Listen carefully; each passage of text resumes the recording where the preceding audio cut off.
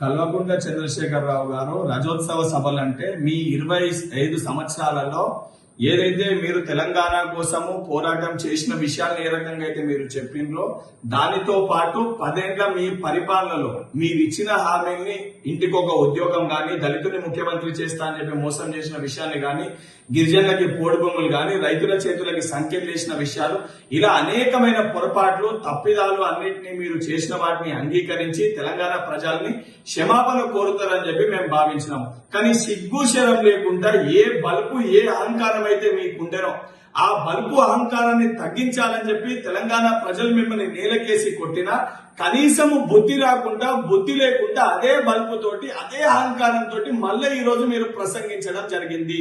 తెలంగాణ రాష్ట్రం ఈ రోజు ఇచ్చింది సోనియా గాంధీ గారు. ఏదైతే కుటుంబ సమేతంగా సోనియా గాంధీ దగ్గరికి, గాంధీ కుటుంబాన్ని దగ్గరికి మీరు వెళ్లి కాలు మొక్కిన విషయాన్ని మర్చిపోయినరా?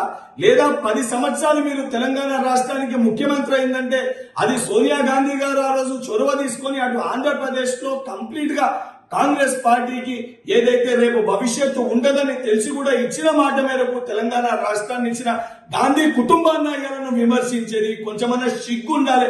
ఈ రోజు ఊసర్వెల్లి లెక్క ఎప్పుడు ఏ అవసరం ఉంటే ఆ రకంగా మాట్లాడే వ్యక్తివి నువ్వని ఈ రోజు నీ ప్రసంగంలో చాలా స్పష్టంగా కనబడ్డది.